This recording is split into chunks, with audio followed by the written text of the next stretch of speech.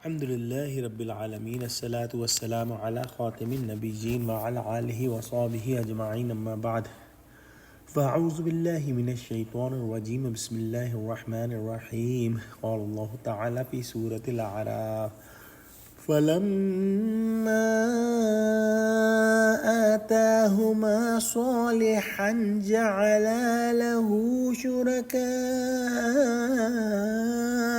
فيما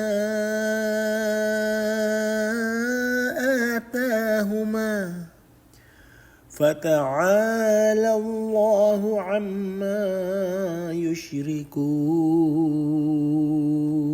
ترجمہ: جب وہ ان کو صحیح و سالم بچہ دیتا ہے تو اس بچے میں جو وہ ان کو دیتا ہے اس کا شریک مقرر کرتے ہیں۔ جو وہ شریک کرتے ہیں خدا کا رتبہ اس سے بلند ہے۔ پچھلی آیت میں ہم نے پڑھا کہ حضرت آدم علیہ السلام اور حضرت حوا علیہ السلام کو اللہ سبحانہ و تعالی نے ایک دوسرے کا جوڑا بنایا، اور ہم نے پڑھا کہ مرد اور عورت کے ملاپ سے کس طرح سے اللہ سبحانہ و تعالی ایک جیتا جاگتا بچہ جو ہے وہ مرد اور عورت کو عطا فرماتا ہے۔ جیسا کہ ہم نے کل پڑھا، بعض مفسرین نے یہ بیان فرمایا ہے کہ شروع کی آیت جو ہے وہ حضرت آدم اور حضرت حوا علیہ السلام کے بارے میں ہے، اور بعد کا مضمون جو ہے وہ انسانوں کے لیے عام ہے۔ تو جب مرد اور عورت اولاد کو ایکسپیکٹ کر رہے ہوتے ہیں تو اس وقت بڑے اخلاص کے ساتھ اللہ سبحانہ و تعالی سے دعا کرتے ہیں کہ اے اللہ، اگر تو نے ہم کو صحیح و سالم بچہ دیا تو ہم تیرے شکر گزار ہوں گے۔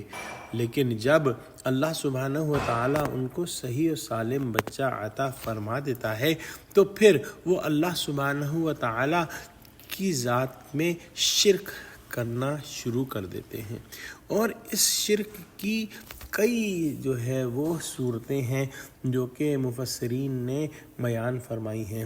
ان میں سے کچھ تو یہ ہیں کہ اولاد کو جو ہے فلاں زندہ یا مردہ مخلوق کے ساتھ جو ہے وہ عقیدہ قائم کر لیتے ہیں کہ ان کے توسط سے ہمیں ملی ہے۔ کچھ لوگ جو عقیدے میں شرک نہیں کر رہے ہوتے، عملاً شرک کرتے ہیں کہ جو ہے بچہ پیدا ہونے کے بعد نظر و نیاز شروع کر دیتے ہیں کسی بزرگ یا کسی اور ہستی کے نام سے، یا پھر بچے کی پیشانی جو ہے ان کے سامنے ٹیک کر جو ہے وہ شرک کرتے ہیں، یا نام ایسا رکھتے ہیں کہ جس سے شرک کی بو آئے۔